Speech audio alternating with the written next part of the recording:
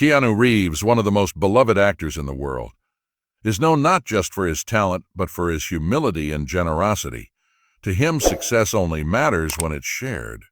But away from the flashing cameras and Hollywood lights, few people know that he quietly invested a portion of his fortune into building a hospital, a place where everyone, regardless of their financial situation, would receive care with dignity. One day, however, driven by a gut feeling and a string of troubling reports, Keanu decides to pay his hospital an unannounced visit. But this time, he won't go as himself. "Sir, I can't stop everything for every little pain," she said dismissively. "Just wait your turn." Keanu watched in horror as the man groaned, doubling over. His breathing grew more ragged. No one should be treated like this. Then something else caught his attention. A man in a perfectly tailored suit walked past the reception desk. He didn't need a number. He didn't need to wait. The staff smiled at him, stepping aside with welcoming nods. "Dr. Javier is expecting you, sir. You can go right in." Keanu's eyes darkened as he watched the hypocrisy unfold. The rich were given VIP treatment, while those who needed urgent care were ignored. He took a slow, steady breath. He needed to see more before taking action. After a few minutes, he stood and walked back to the reception desk. "Excuse me," he said calmly. The receptionist barely looked up. "What now?" Keanu gestured subtly toward the desperate mother and the suffering elderly man. "They seem to need immediate help. Are you sure there's nothing that can be done?" The receptionist's expression hardened. "I already told you, everyone has to wait their turn. Those are the rules." Keanu held her gaze for a moment, his dark eyes unreadable. Then he tilted his head slightly and let out a quiet smirk before turning away.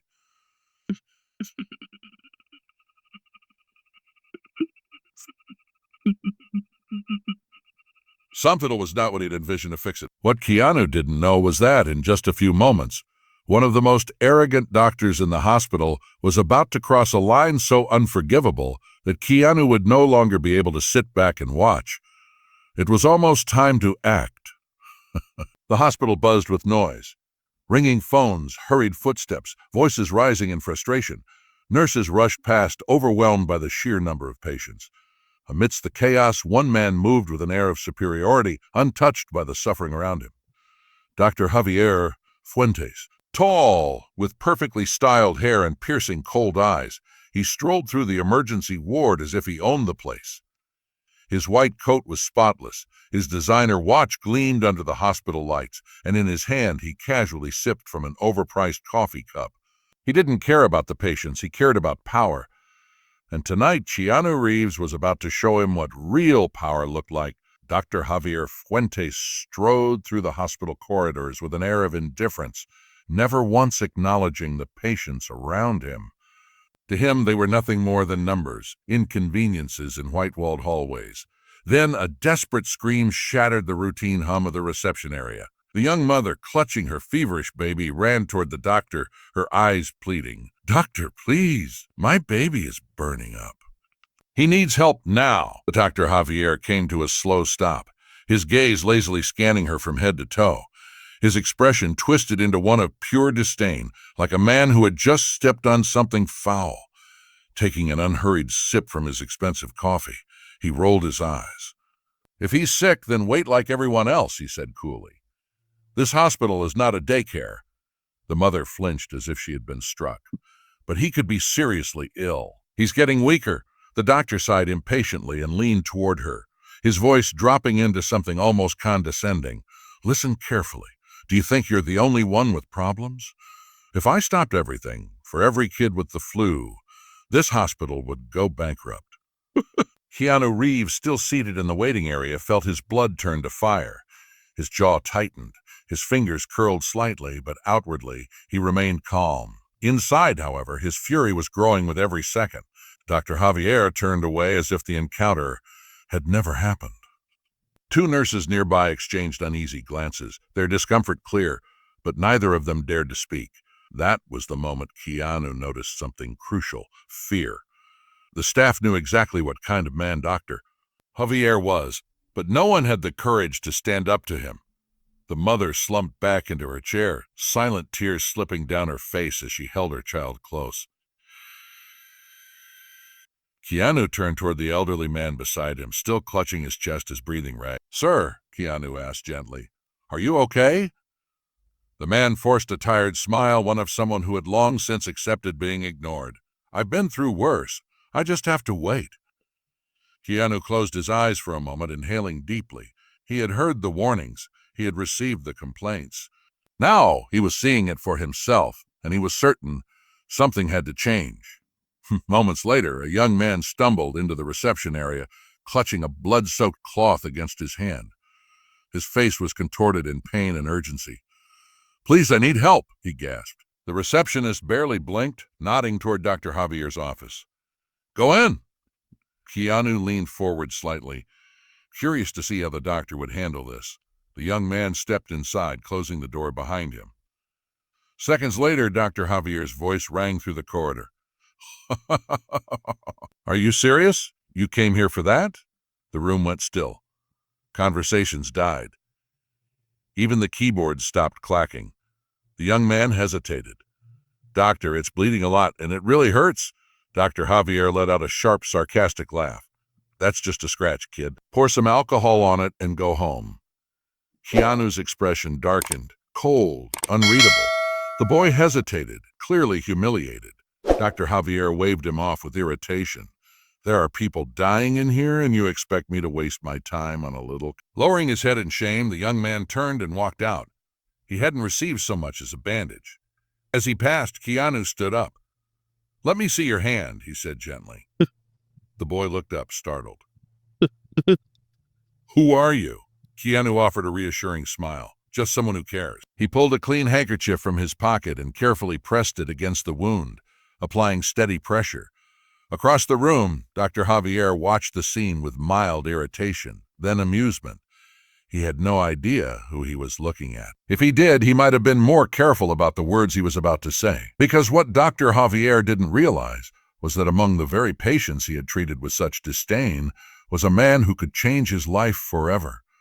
And the moment of reckoning was fast approaching. The hospital buzzed with quiet murmurs, hurried footsteps, the constant hum of suffering just beneath the surface.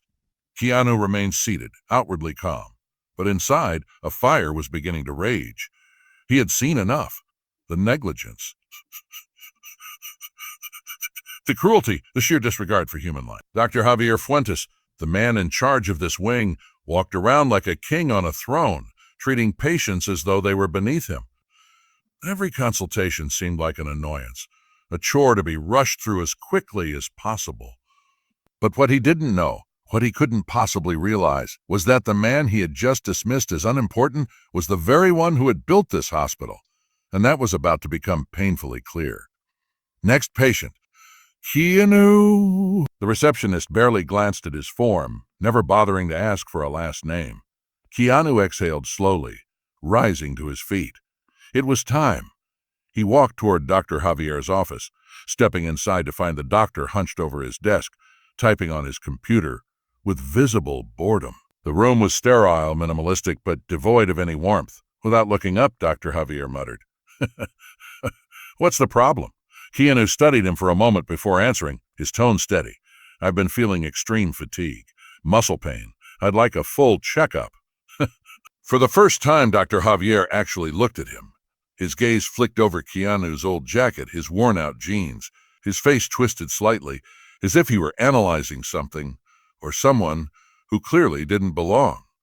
Then a slow smirk, a voice dripping with sarcasm. "Where are you from?" Keanu raised an eyebrow slightly. "What?" Dr. Javier leaned back in his chair, folding his arms. "Because hospitals like this aren't for just anyone." A heavy silence settled between them. Keanu didn't move. His face didn't change, but deep inside something shifted. He had been through a lot in life. He had seen all kinds of prejudice. He had been judged, underestimated, dismissed.